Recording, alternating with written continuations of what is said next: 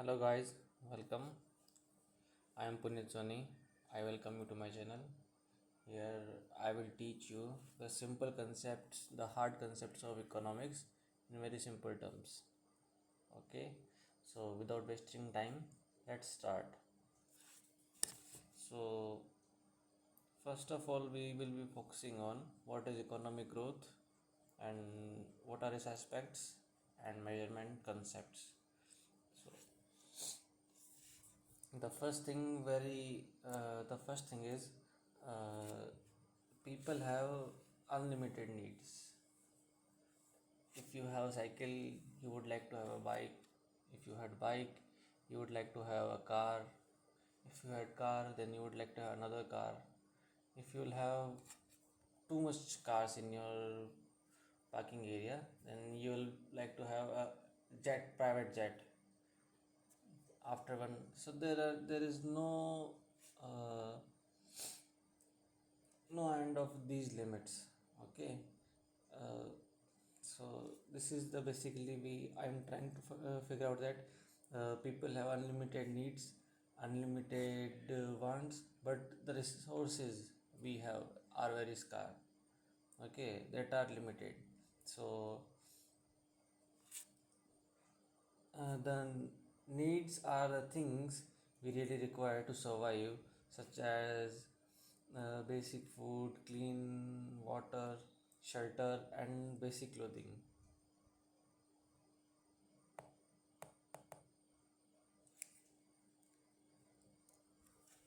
Okay, and wants are the things we feel to improve our life, but we do not really need these things to survive, like a luxury car, a latest smartphone, concert tickets, etc. etc. If we look the difference between needs,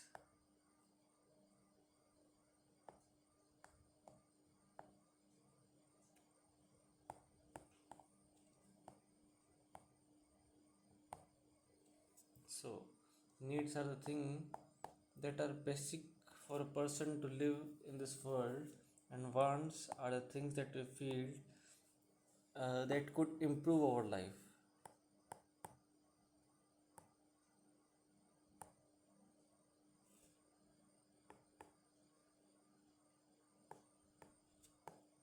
Okay,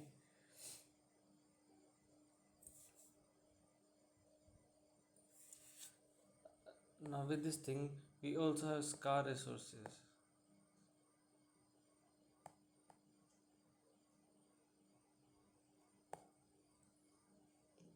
The earth is limited, the petroleum inside is limited, the ocean is limited.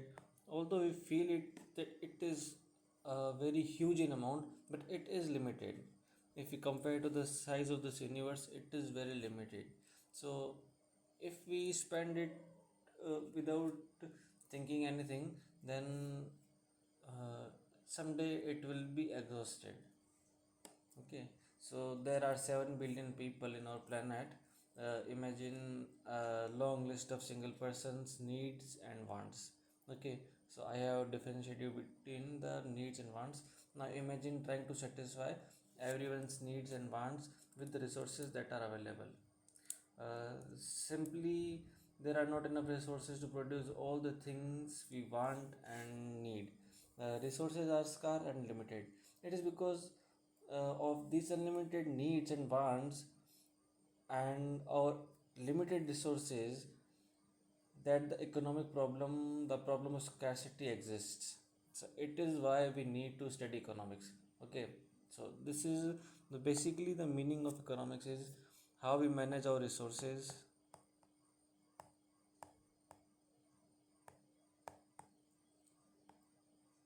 how we manage our resources which are limited in nature.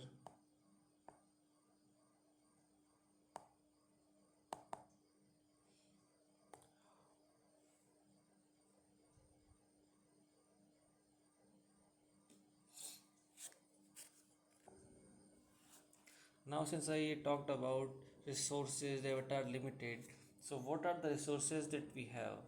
So, The first is natural resources.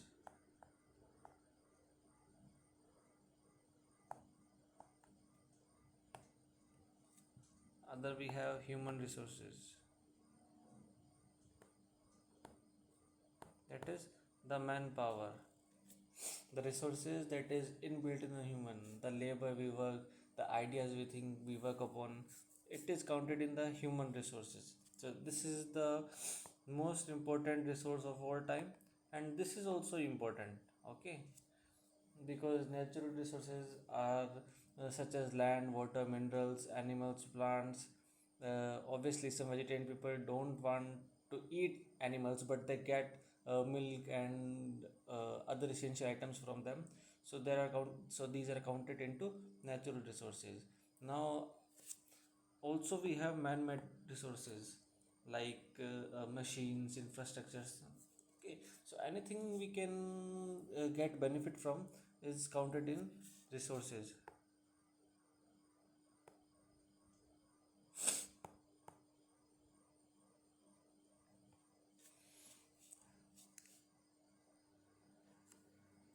Now we know that there is a scarcity of resources, therefore choice must be made. That is, now we'll discuss about scarcity and problem of choice. Scarcity refers to the finite nature and availability of resources, while choice refers to people's decision about sharing and using those resources in different uses. Okay, scarcity gives rise to the economic problem of choice, as there are limited resources. When the choice is made, there is sacrifice involved. Okay, so if you want to choose between two things, you sacrifice one to choose over the second. The decision to consume a product also mean a decision not to consume another. One product cannot be consumed by giving something up in exchange. Sorry, I meant to say one product can only be consumed by giving up something in exchange. Like if you buy something from the store, uh, if you buy something from the food store, then you will give money to them. Okay, so this is you are exchanging money with your food. So the vendor is getting money and you are getting food. Like in the ancient system, we used to have barter system. So suppose I have rice, okay, and you have wheat or something else, that could be material. Then what we will do, we will exchange some part of it. You will get wheat, I'll get rice. Okay, so this is something we have to exchange things. Okay, otherwise we shall not be able to thrive, because although we have limited resources, but you have got point, I guess. Okay, uh,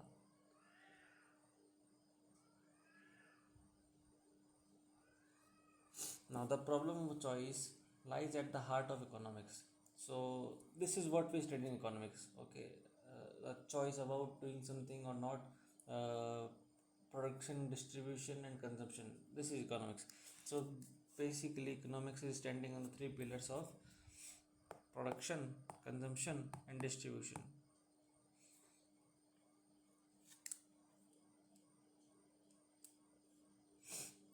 For example, uh, land is scarce.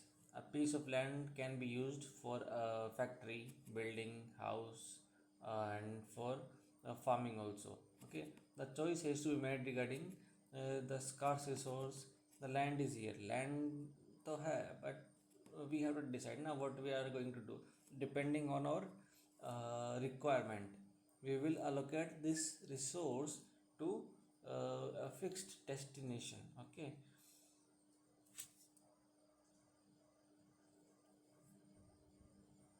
so what is economics? Economics is the study of choices of decision made by individuals, businessmen, and governments to allocate the limited resources for production, distribution, and consumption of goods and services. So economics is standing on the three pillars of production, consumption, and distribution. If someone asks you what is economics, then you could say it is the choices or decision made by individuals and businesses, governments to allocate the limited resources. Now this is very important point, that the resources which are limited in nature. Actually there is something wrong with this pen. I'm not getting a good writing with this pen on this pad, but surely I'll get to some new and that will improve. You have to adjust little bit, okay? I'm very sorry for that. Now if we come to what we are discussing, yes, economics. So the economics is the study of choices of decision choices or decisions made by individuals, businessmen, and governments to allocate their limited resources for production, consumption, and distribution. Okay, how do we manage these three things? These goods and services produced, distributed, and consumed within an economy to effectively meet the growing demand of with scarce resources. Okay, so economy is a system of production, distribution, and consumption of goods and services in a geographical area. So if someone asks you what is economics, it is the study of choices or decisions of making uh, our scarce resources for production, distribution, and consumption. And what is economy? So economy is this production, consumption, and distribution happening in some geographical area. Okay, this is the economy. It could be your city, district, or your state. It could be a country. It could be the world. Okay, it is not necessary to be a country only. Economics, we just talk about a geographical area. Since measuring the economy of each and every city is a difficult task, we study about, because we are at very basic level, we are at very beginner level. So uh, we will talk about the economy of country only. Okay,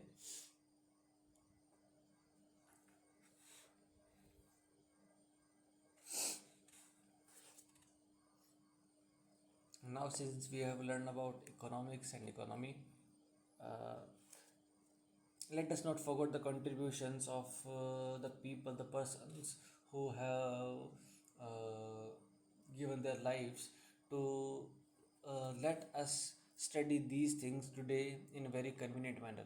That is, I am talking about Adam Smith.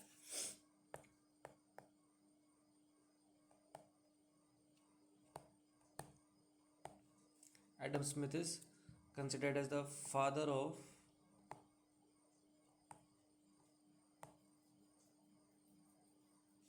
modern economics.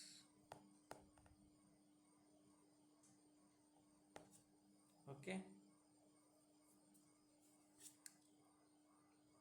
he also wrote a book, क्या नाम था इसका, an inquiry into nature and causes of the wealth of nation. And sorry, inquiry into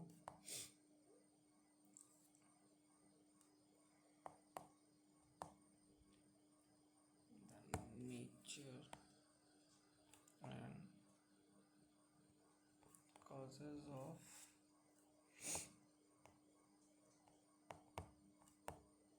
wealth of nations.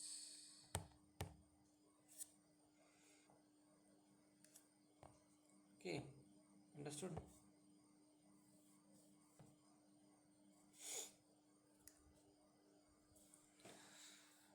Now the basic question, why do we study economics? We study economics to understand the problem of scarcity and how the decisions and choices are being made and how they affect it. Okay, what are the effects? So I have a question for you. So economics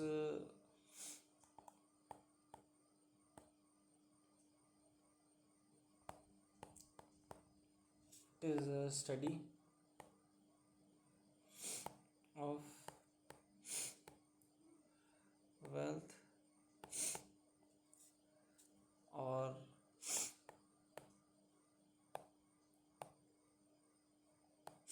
study of scarcity. Now you have to answer this question. Economics is a study of wealth or study of scarcity. Second option is correct. Okay, it is not a study of wealth. It is the study of scarcity. देख लेना भाई यार, ठीक है. Now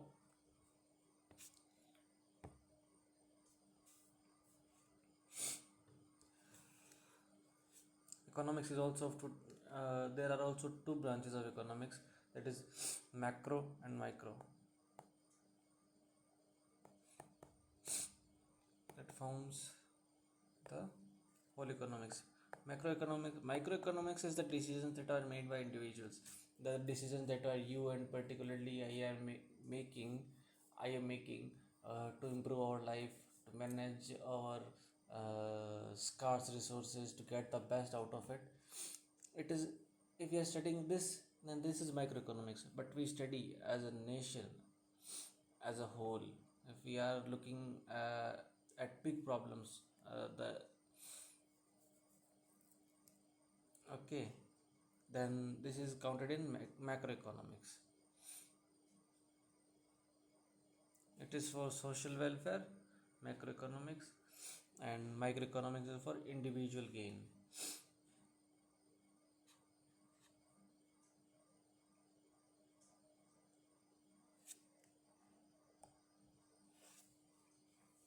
Now since I feel like we have got the depth of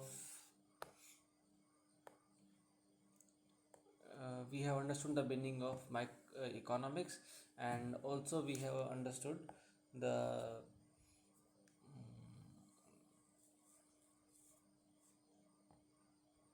basic meaning of economics, and also we have studied the branches. Now let's get deep into economics. So what is so the first thing is that we are going to study is factor of production.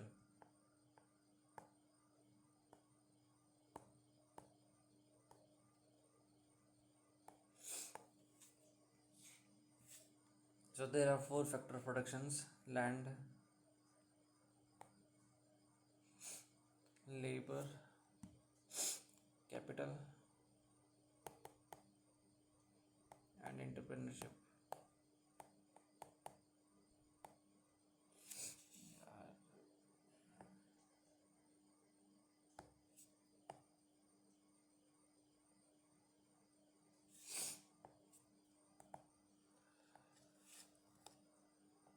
वाहियात पहने यार ये.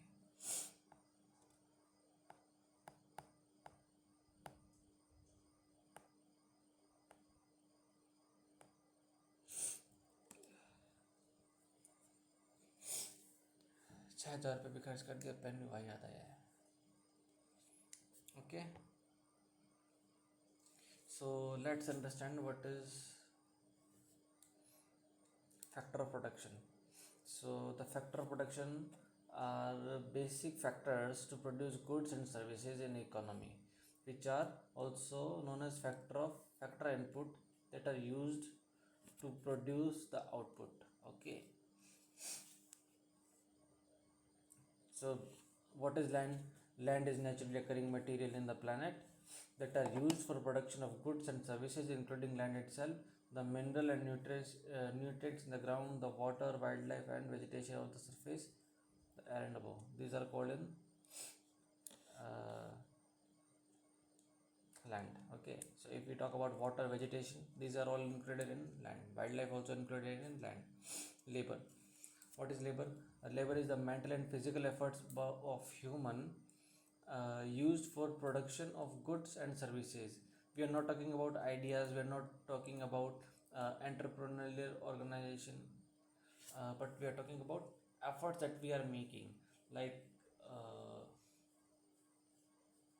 labor working in the construction factory, construction to building, for building, that is labor. Okay, but the idea, the civil engineering idea, uh, to make a plane, plan, etc., that will also count in labor. Okay, but the entrepreneurial organizations, that will not count in uh, labor. Okay, it is a different thing. The idea of a company, that how it would work. Okay, this is entrepreneurial work, and the efforts that we are making, that is labor. So it is a very, that is a very thin, there is very thin line between these two, but you have to understand it. Okay.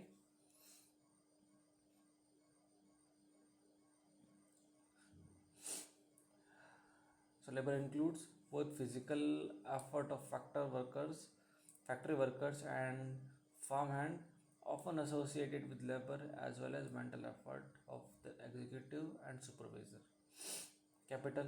Capital is the manufactured artificial or synthetic good used for production of other goods. Okay, including machinery, equipment, tools, buildings, and vehicles. Okay, so if we had produced something that would be helpful in the production of other goods, that would be counted into the capital, like the cash we have created, the machinery that we have purchased, the equipment, tools, that will be helpful in the production of other factor production, that will be counted into capital. Okay, in economics, capital as a factor of production also refers to the money that is used to purchase capital goods that are also used to produce goods and services. However,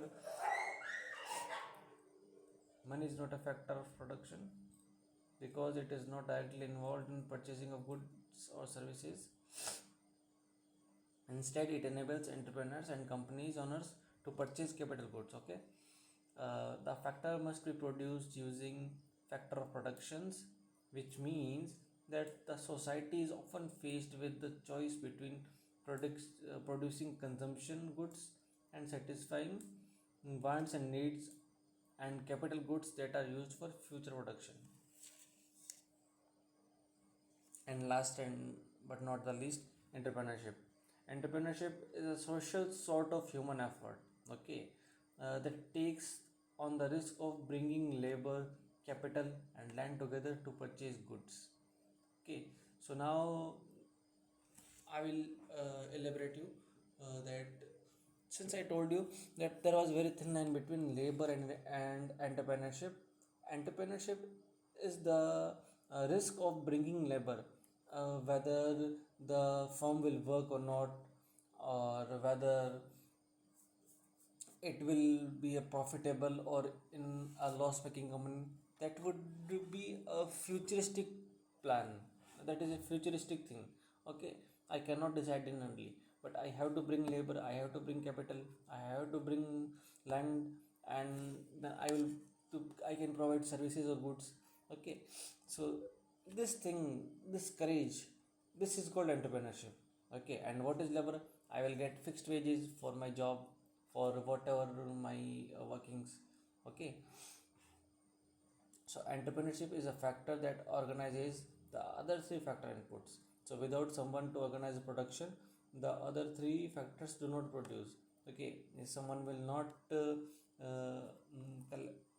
bring them together, it there will be no production, because obviously the key component of the entrepreneurship is risk. The resource. Okay, so entrepreneurship, what is the key component? It is risk. The key component is risk. Okay, uh, these factors of productions are free? No. Okay, so there are factor of payments. So do you want to work for free? Obviously no. No one wants to work for free.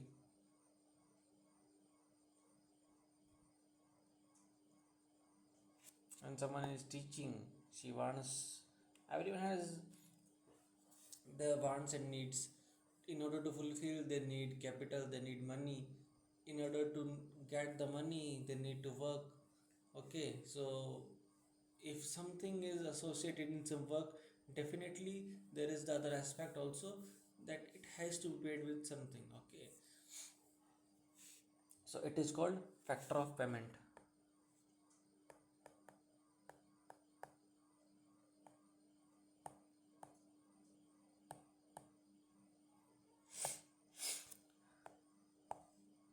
There were four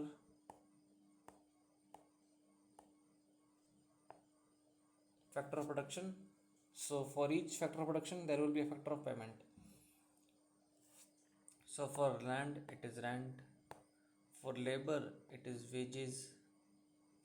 For capital, it is interest. And for entrepreneurship, it is profit.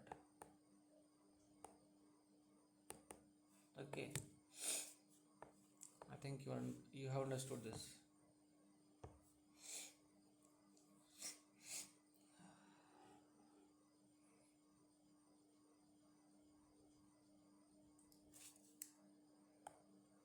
So guys, this is all for today, and tomorrow we will continue.